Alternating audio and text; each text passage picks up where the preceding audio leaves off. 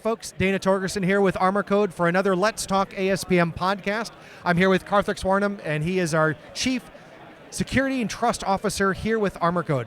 We are here live at RSA 2025, and we wanted to do this live from the booth to make sure that the energy comes across to you folks that are watching this, and also make sure that we can hear from Karthik about what he's seen. This is not your first RSA, and I bet it's not going to be your last RSA. Is that true?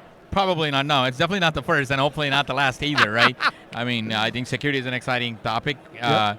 Every year that I've seen in the last 2-3 decades, it's continuously growing and evolving, Yep. and new challenges to solve for all of us. Yeah. That makes perfect sense. There's a lot of vendors here this year, this week particularly. A lot of talk about AI. What are your thoughts when it comes to this rise of the AI? I know there was an event we had yesterday with the Purple Book community, the rise of the AppSec leader. These things feel like they're converging, they're coming together. So that feels like a trend to me. So as it pertains to application security posture management, where do you see the trends going with this? Maybe it's a convergence of ideas and thoughts and need as well.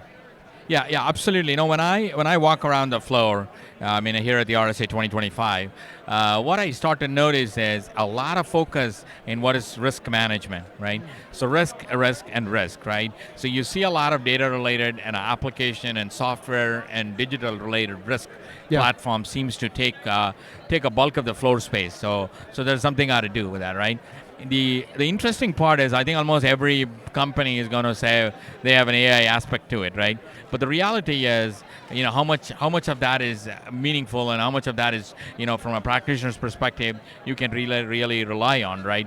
I mean, for us, at least from an application security posture management is going to be the big thing, at least for the foreseeable future. Because when we talk about application security posture management, we're not just talking about code alone. Anything in every company is a software company. Every company's got a digital assets.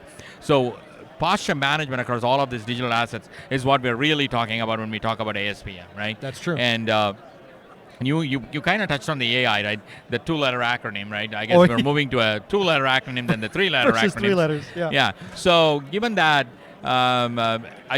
there's a real value in how providers such as us, ArmorCode, can take an advantage of that stuff and bring to bear those initial capabilities that kind of bear fruit, right? So either it is an AI-based correlation, AI-based remediation aspects of it, even like visibility and insights that we generate for the CISOs and the executives, as well as the teams that are in the trenches trying to figure out what they need to do. True. The AI-based capability brings it and breaks it down into what do you need to focus on, let's fix what matters, right? Yeah. So all of that is very, very critical. So at least I'm happy to say that, including us, some of the providers are taking AI at a meaningful state. Not AI for AI's sake, but AI for a practitioner's view into applicability of your product and services. So.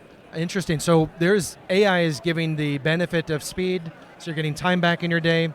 I'm hearing more and more about how it's helping folks to actually bridge the gap of maybe the expertise gap. We don't have enough folks to help do the work. AI could help fill that gap, bridge that gap. Also actions too, moving faster from a sense of cleaning up and remediating different risks that are out there. Yeah, absolutely. I think one is definitely raising about the noise factor, right? Like every security tool, produces a lot of data. Yeah.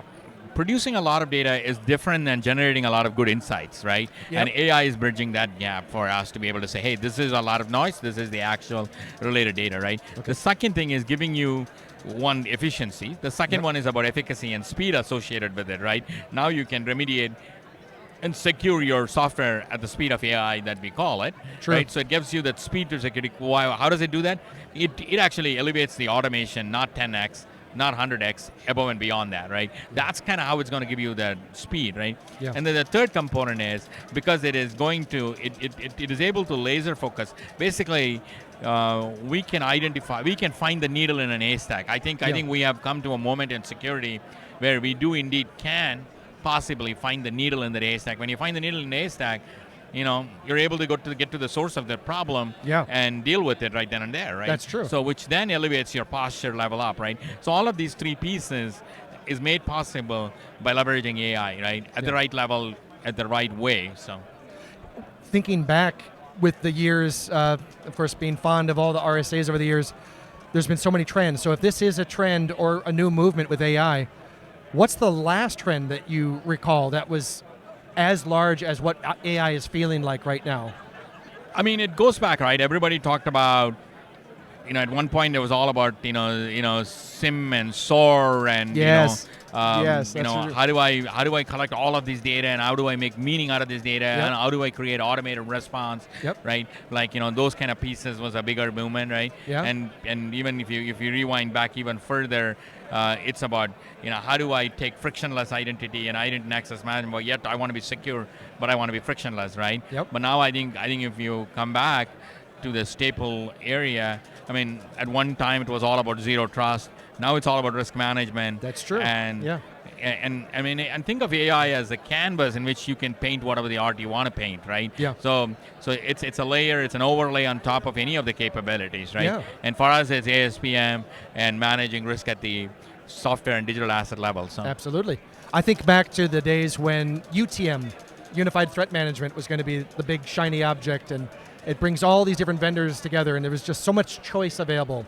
I think about that. I think about XDR, bringing together the EPP and the EDR folks. Now when you think about AI, there's a lot of choice. How can a organization, how can a CISO choose the right AI tool, whether for security or for the business at large? Where does one start? How does one navigate that water? Yeah, keep in mind though, right? I mean, I think AI should be a layer on top of, it's more of an icing on the cake, right? So if you're thinking about securing your software, or if you're thinking about liberating your data for use, or you're thinking about user productivity and providing zero trust and frictionless access, right? You need to think about that core capability. That's the cake, and then icing on the cake is going to be how do you bring AI to elevate that aspect of it, Got right? it. So I would think of it in that context. As you asked about the CISO and you asked about a security organization. Yeah. That's how the security organization should start to think about, right? How am I leveraging additional capabilities to my core competency, and then that way the core competency is much more valuable and is able to deliver what I want, faster, better, cheaper, right? So Makes sense. Well, thank you very much for your time today, Karthik. And thank you folks for watching. Keep an eye out for more episodes to come. Thank you. thank you very much.